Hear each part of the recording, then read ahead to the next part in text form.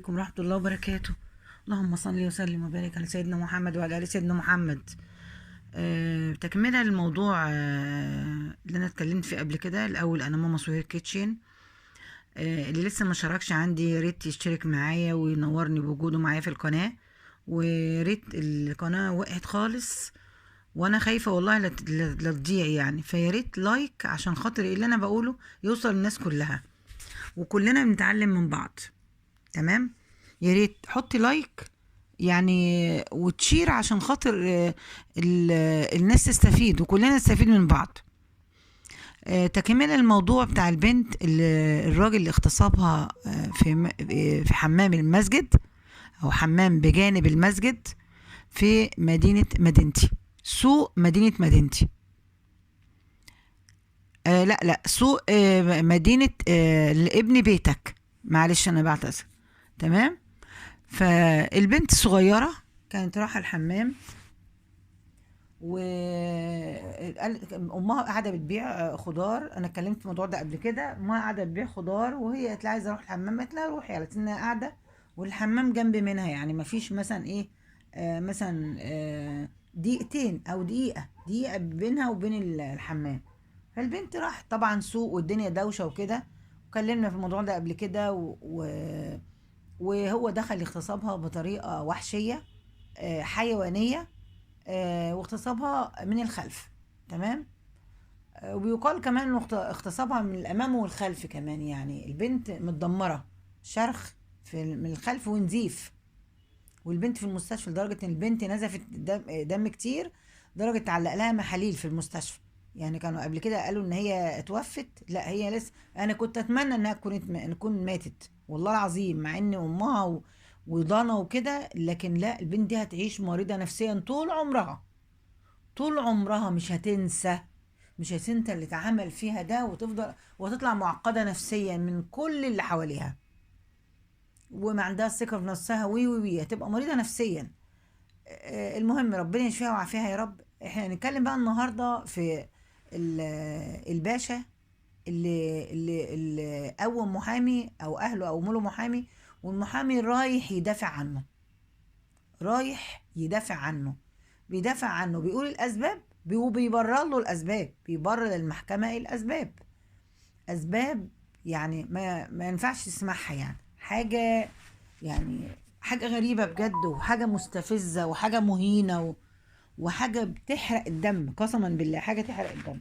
طيب الباشا بقى ظروفه ايه؟ هو متجوز وعنده 4 عيال وبنته الكبيره متجوزه.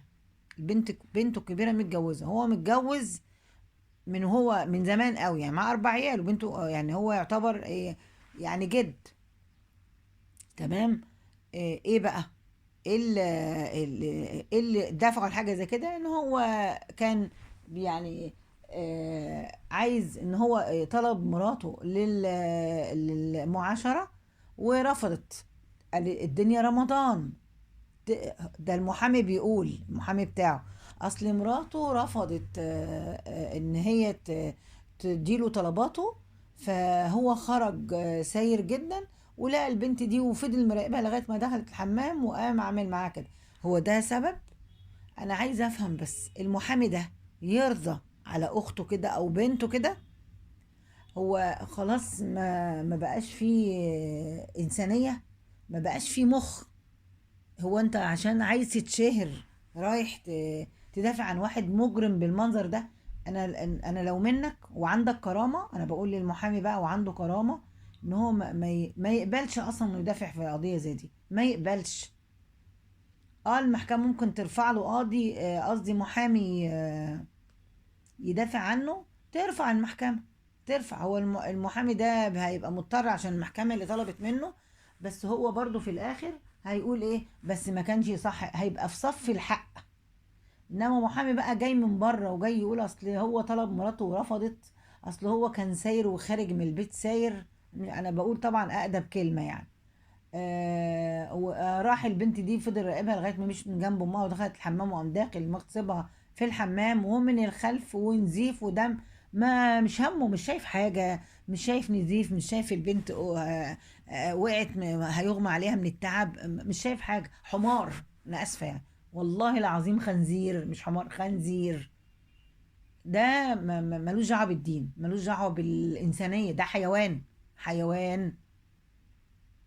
ومن صريخ البنت الناس اتلمت عليه. انا بقول بس للباشا المحامي، يعني يعني ايه متجوز، ده يتقام عليه لحد لغايه الموت. ده يتقام عليه لحد لغايه الموت، ان هو يبقى متجوز ما عندوش يعني عذر. ف يعني يعني مش صابر لما الناس تفطر ويعيش حياته الطبيعيه. لما بقى انما في نهار رمضان ايه ده؟ ده انت يخرب بيتك. والمحامي بقى، المحامي اللي بصراحة مستفزني جدا، يعني رايح يدافع عنه. بتدافع عن مين؟ متجوز وعنده 4 عيال وكبير وعاقل. لا، وايه بقى المفاجأة بقى ايه كمان؟ مطلع له شهادة ان هو بيتعامل معاملة اطفال. طلعت امتى الشهادة دي؟ في يوم. ده انت اما بتروح تعمل حاجة في الحكومة، بيفضلوا يقول لك لا امضي الامضه دي ناقصه، لا روح مش عارف مكتب مين، لا روح مش عارف اداره ايه اعمل ايه، لا هات قصار الحقائق مش عارف منين، مش بيفضلوا مودينك رايح جاي رايح جاي. اقل حاجه، اقل حاجه اسبوع، اقل حاجه. ده لحق عمل له شهاده، جايب شهاده للمحكمه انه بيتعالج معامله اطفال. طبعا عشان يفلت من العقاب او يتخفف عليه العقاب. ده المفروض اعدام عشان يبقى عبره لغيره. احنا هو في ايه؟ هو اذا ما كانش بلوى طين ازرق، خطف ولا قتل، يبقى اغتصاب انيل وافظع. مش عايز اقول لفظ وحش، اقسم بالله ماسكه نفسي عشان الصيام.